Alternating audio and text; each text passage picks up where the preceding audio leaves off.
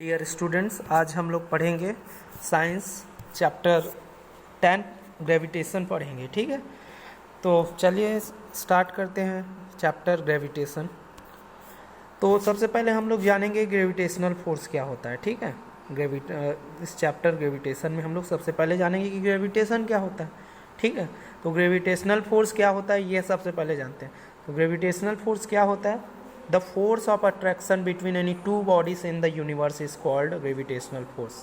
The force of attraction मतलब attraction force लगेगा कोई दो बॉडी के बीच, और वो बॉडी यूनिवर्स की कोई दो बॉडी हो सकती है। ठीक है, कोई भी दो बॉडी, कुछ भी हो सकती है, लेकिन कोई दो बॉडीज होंगी और वो पूरे यूनिवर्स में कोई दो बॉडी हो सकती है। ठीक है, उनके बीच जो अट्रैक्शन फोर्स लगेगा, जैसे एग्जांपल ले लेते हैं, उसी को बोलेंगे ग्रेविटेशनल फोर्स। जैसे एग्जांपल ले लेते हैं कि अर्थ और मून, अर्थ मून को क्या करके रखा है? अट्रैक्ट करके रखा है।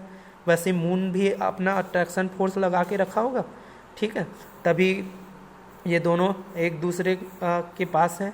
ठीक है, और इसका डिस्टेंस चेंज नहीं होता है। ठीक है, भले वो इसमें रोटेट करता है लेकिन क्या नहीं होता, इसका डिस्टेंस चेंज नहीं होता है। मतलब इन दोनों बॉडी, ये यूनिपूने हम लोगों ने क्या पढ़ा है? इन द यूनिवर्स, मतलब यूनिवर्स में कोई भी दो बॉडी। तो ये यूनिवर्स में कोई दो बॉडी हो गई, एक अर्थ हो गई, एक मून।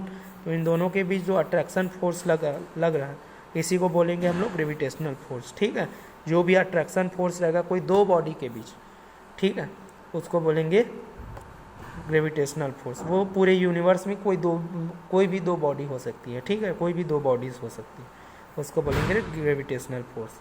ठीक है, तो ये होता है ग्रेविटेशनल फोर्स। आप जानते हैं ग्रेविटी क्या होता है? ग्रेविटी किसको बोलते हैं? The force with which the earth pulls the object towards its centre is called gravity. ठीक है, तो ग्रेविटी किसको बोलते हैं? कि वो जो फोर्स लगता है ना अर्थ का, ये बस ग्रेविटी किसके लिए? अभी अर्थ के लिए। ठीक है, तो अर्थ के लिए पढ़ रहे हैं, तो ग्रेविटी किसको बोलेंगे? कि अर्थ अपने सेंटर की ओर, टुवर्ड्स द सेंटर, कोई फोर्स जो लगाता है, ठीक है, पुल करता है। ठीक है, कोई भी ऑब्जेक्ट को पुल करने के लिए अर्थ क्या करता है? कोई फोर्स लगाता है अपने सेंटर की तरफ, तभी तो वो बॉडी इधर आती है। ये अगर ये यहाँ है तो इधर, तो भी वो सेंटर की तरफ फोर्स लगेगा। ये इधर है तो भी उसको अट्रैक्ट कर रहा है कि नहीं? यहाँ पुल कर रहा है, खींच रहा है। ठीक है, अपनी तरफ पुल कर रहा है कोई भी बॉडी को, किधर? टूवर्ड्स द सेंटर, सेंटर की तरफ क्या कर रहा है? उसको पुल कर रहा है। तो इसी को क्या बोलते हैं? ग्रेविटी बोलते हैं। अगर अर्थ अपने सेंटर के टूवर्ड्स किसी बॉडी को, किसी ऑब्जेक्ट को क्या करता है? पुल करता है।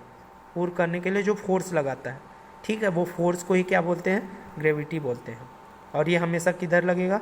Towards the centre, towards its centre. ठीक है, अर्थ के सेंटर की तरफ लगेगा।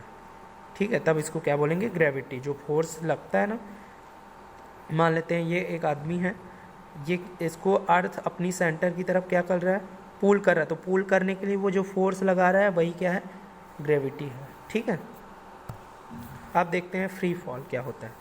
फ्री फॉल क्या है? When a body falls from a height, कोई बॉडी जो है, कोई ऑब्जेक्ट है, वो किसी हाइट से क्या हो रही है? अर्थ की तरफ क्या हो रही है? फॉल हो रही है, उसको बोलेंगे फ्री फॉल। ठीक है, when a body falls from a height towards the earth under the gravitational force. और ये क्यों होता है ऐसा? ग्रेविटेशनल फोर्स की वजह से कोई भी बॉडी जो है वो अर्थ के तरफ क्या होता है? टुवर्ड्स क्या होता है?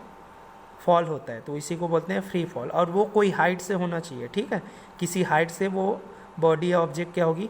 फॉल होगी ग्रेविटेशनल फोर्स की वजह से अर्थ की तरफ। ठीक है, अर्थ के टुवर्ड, उसको बोलेंगे फ्री फॉल। ठीक है, और ये हमेशा हाइट से ही लेना है, तब इसको फ्री फॉल बोलेंगे। ठीक है, अब पढ़ते हैं यूनिवर्सल लॉ ऑफ ग्रेविटेशन।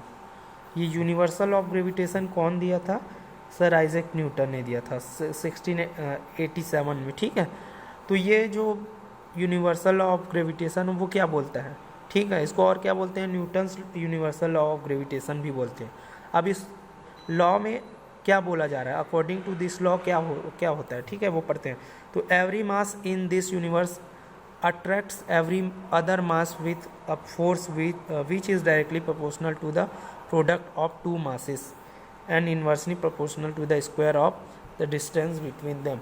मतलब पूरे यूनिवर्स में कोई दो मास है, कोई भी दो ऑब्जेक्ट है, ये ले लेते हैं, और ये दूसरा, और इसका मास है m1 और इसका क्या है m2, मास मतलब उसका वजन कितना है, भार कितना है, ठीक है। तो कोई दो ऑब्जेक्ट है तो वो अट्रैक्ट करता है, पूरे यूनिवर्स में कोई दो बॉडी क्या है एक दूसरे को अट्रैक्ट करती है, ठीक है। तो वो जो बॉडी के बीच जो क्या रहता है, मास रहता है, वो मास क्या रहता है, डायरेक्टली प्रोपोर्शनल रहता है। फोर्स, जो फोर्स लगता है ना, वो किसके डायरेक्टली प्रोपोर्शनल रहता है, प्रोडक्ट ऑफ मासेस, मतलब उन दोनों के मास को मल्टीप्लाई करोगे उसके डायरेक्टली प्रोपोर्शनल रहेगा, ठीक है। मतलब दोनों के मास को जितना बढ़ाओगे फोर्स भी उतना बढ़ेगा, ठीक है। तो वो डायरेक्टली प्रोपोर्शनल रहता है, ठीक है।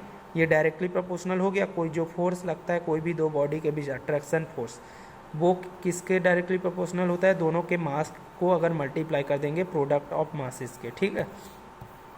और इन्वर्सली प्रोपोर्शनल किसके रहता है, distance the square of the distance, उन दोनों के बीच जो डिस्टेंस है, इन दोनों के बीच डिस्टेंस है, मान लेते हैं यहाँ से यहाँ डी है, ये यहाँ से सेंटर से इसके सेंटर तक डी है, तो उसका स्क्वायर कर देंगे, स्क्वायर ऑफ द डिस्टेंस उसके इन्वर्सली प्रोपोर्शनल रहता है। इन्वर्सली मतलब 1/d² हो जाएगा, ठीक है। मतलब इसकी वैल्यू को बढ़ा देंगे तो ये कम हो जाएगा, डिस्टेंस बढ़ाएंगे मतलब क्या होगा, फोर्स कम होगा ही, ठीक है। तो ये होता है उसके इन्वर्सली प्रोपोर्शनल, ठीक है। तो मान लेते हैं कोई दो ऑब्जेक्ट है m और इसका मास है m1 m2, दोनों के बीच का डिस्टेंस कितना है, d है, ठीक है।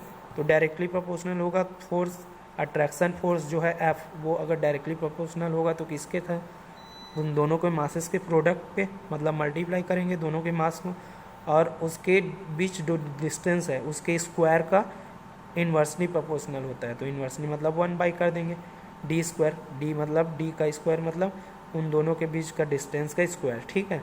अब इसको ऐसे लिख सकते हैं, ये इसके इक्वल भी है, इसके इक्वल भी है, इसके भी। तो क्या करेंगे, ये डायरेक्टली है तो इसको ऊपर में लिखेंगे m1 इंटू m2, और इन्वर्सली है इसलिए नीचे में d²। अब मान लेते हैं कि ये इस प्रोपोर्शन के साइन को हम लोग को हटाना है, ठीक है। तो हम लोग क्या करेंगे, कोई कांस्टेंट ले लेते हैं g, ठीक है, इसको हटाने के लिए, और इक्वल का साइन लगाते हैं और g ले लेते हैं। तो ये जो g है एक कांस्टेंट है, ठीक है। कांस्टेंट मतलब इसकी वैल्यू कांस्टेंट रहेगी कहीं भी, ठीक है। कहीं भी यूनिवर्स में चले जाओ इसकी वैल्यू क्या रहेगी, कांस्टेंट रहेगी। And known as universal gravitational constant, और g को क्या बोलते हैं, यूनिवर्सल क्या बोलते हैं, ग्रेविटेशनल कांस्टेंट बोलते हैं, ठीक है। Thank you.